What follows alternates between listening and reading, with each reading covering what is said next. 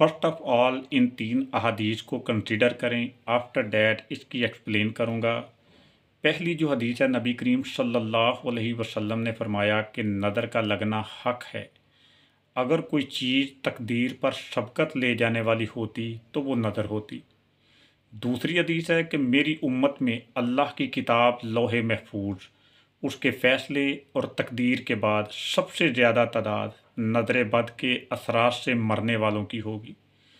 Number 3, नदर बद एक अच्छे भले इंसान को कब्र में और ऊँट को हंडिया में दाखिल कर देती है।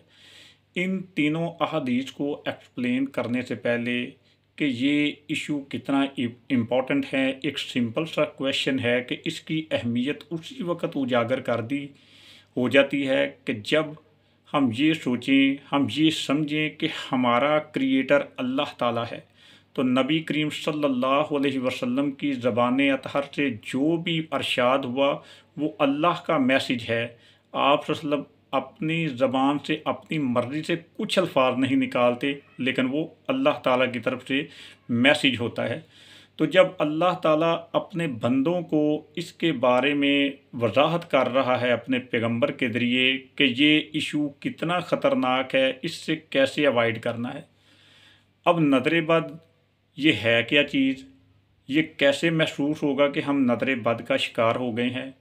तो बहुत ईजीली जो मतलब आप गौर करना शुरू करने, अचानक मामलात ख़राब होना शुरू हो गए, अचानक कारोबार तबाह होना शुरू हो गए, अचानक खुशियों को नज़र लग गई, अचानक शादियां होते होते रुक गई, रिश्तों के अंदर रुकावटें आ गई, कोई ना कोई शदीद बीमारी में मुब्तला हो गया, कहीं कोई हादसा पेश आ गया अचानक। और इसके अलावा भी बहुत सी हैं कि जो बीमारियों की वजह से कि वो हाजत बहुत ज़्यादा होना शुरू हो जाती है, पेशाब वगैरह कसरत से आना शुरू हो जाता है। तो और भी बेशुमार साइन हैं, लेकिन सारे साइन का एक जो मतलब जो है ना वो खुलासा है कि ये सारे मैटर अचानक ही होते हैं। तो ये है नदर बद की अलामात। अब ये होते क्यों हैं, और आज के दौर के अंदर तकरीबन हर घराना नदर बद का शिकार है। आप अगर गौर करें, क्या हर घर के अंदर लड़ाई झगड़े नहीं, क्या उनकी रिश्तों में नचाकियाँ पैदा नहीं हो चुकी, लोग माली मामलात के बारे में बहुत ज़्यादा परेशान नहीं कि यार अचानक कारोबार चलते चलते पता नहीं क्या हो गया, रुक गए हैं।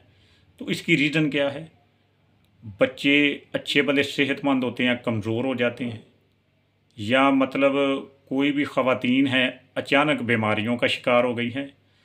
तो इसकी सबसे बड़ी रीज़न आज ये सोशल मीडिया का बहुत ज़्यादा फास्ट रनिंग करना है, और इसको देख देख कर हमारे अंदर भी वो जुनून पैदा हो गया है कि हम अपनी छोटी छोटी खुशी, हम अपनी खूबसूरती, हम अपने कपड़े, हम जो भी नेमतें अल्लाह ताला ने दी हुई हैं, हम उनको सोशल मीडिया के ऊपर पब्लिश करते हैं, और जिसकी वजह से वो नदरे बद का शिकार हो जाता है इंसान, और मुख्तलिफ़ बीमारियों में और मुख्तलिफ़ नाचाकियों में, परेशानियों में वो मुब्तला हो जाता है, लेकिन वो इस बैड अफेक्ट को समझ नहीं पाता है। जबकि नबी करीम सल्लल्लाहु अलैहि वसल्लम का फरमान है कि अपनी छोटी छोटी खुशियों की हिफाजत करो, इनको जो नेमतें अल्लाह ताला ने दी हैं इनका ज़िक्र किसी के साथ मत करो। तो फ़ख्रिया अंदाज में बताना और फ़ख्र करना, ये सारी नदर बद की निशानियाँ हैं। लेकिन हम इससे नावाकिफ़ बहुत ज़्यादा है। हम ये समझते हैं कि हम टेक्नोलॉजी के दौर में रह रहे हैं, साइंस बहुत ज़्यादा तरक्की कर गई है, इसकी कोई अहमियत नहीं है। लेकिन अगर आप साइंस के ऊपर भी गौर करें तो साइंटिफिकली भी ये प्रूव हो चुका है कि आँख के अंदर एक ऐसी रेज है, वो ऐसी गसीली है कि अगर वो किसी इंसान के ऊपर पड़े तो वो उसे मुख्तलिफ़ बीमारियों में मुब्तला कर देती है।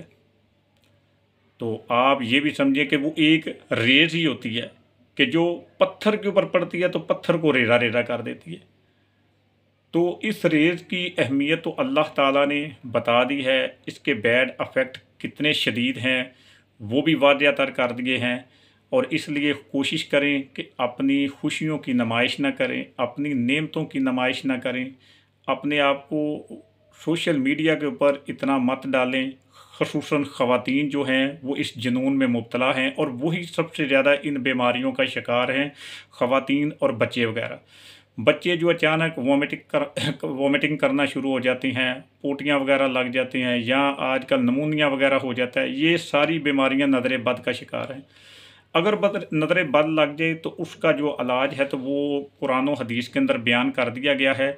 लेकिन अब जो दुआएं नबी अलैहिस्सलातु वस्सलाम ने हमें सिखाई हैं नज़र बद से बचने के लिए, लोग एक तो इसको अहमियत नहीं देते।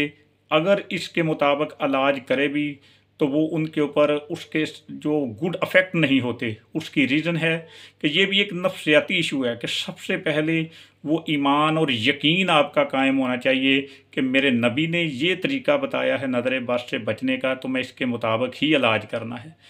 आपका जब ईमान और यकीन पुख्ता होगा तो ये दुआएं आपके ऊपर असर करेंगी। सेकंडली, अगर आप वो नहीं कर पाते तो किसी अपने मतलब आलम के पास चले जाएं कि जो इसके बारे में अच्छी तरीके से वाकिफ़ हो, तो वो आपको इसका दम करेगा। जो मेरा तरीक़ाकार है, मैं तो सबसे पहले जो नबी करीम सल्लल्लाहु अलैहि वसल्लम का ये फरमान है कि अपनी बीमारियों मुसीबतों का इलाज सदक़े से करो। मैं तो सदका लेता हूँ सबसे पहले, खुद उससे नहीं करवाता।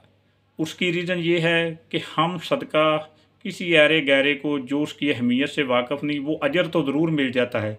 लेकिन मेरा अपना ख़्याल है कि जिस तरह मैं ऐसे घरानों के अंदर वो सदका पहुँचाता हूँ कि जो नमाजी हैं, तहज्जुद गुज़ार हैं और खुददार हैं और सफ़ेद पोश हैं, उन लोगों की मैं वो सदक़े के साथ वो मदद करता हूँ। और स्पेशली जिससे वो सदका लिया जाता है उसके लिए मुसलसल दुआएं वगैरह करवाई जाती हैं। और जो दूसरा तरीका है जो इलाज नबवी है, उसके मुताबिक फिर दम वगैरह भी किया जाता है, गुस्ल वगैरह भी करवाया जाता है। तो ये है नज़र बद का इलाज। तो आप भी अगर करना चाहें तो सदका खुसूसन ऐसे घराने को ढूँढें कि जो नमाजी तहज्जुद गुज़ार है, सफ़ेद पोश है, आज के महंगाई के दौर में उसका गुज़र औक़ात नहीं हो रहा, उसकी माली मदद करें। वो सदका है जो यकीनन काबिल कबूल होगा और जिस गर्ज से आप दिया जाएगा उसकी फ़ौरन काट ये सदका करेगा। सेकंडली, वो दुआएं हैं उसको अच्छे तरीके से अदबर करें। अगर वो उसके बावजूद नहीं आपका वो नज़र बद का वो मामला हल हो रहा, तो आप मुझसे कांटेक्ट कर सकते हैं। इंशाअल्लाह अल्लाह की रहमत से आप इस नज़र बद के बुरे असरात से निजात पाएंगे।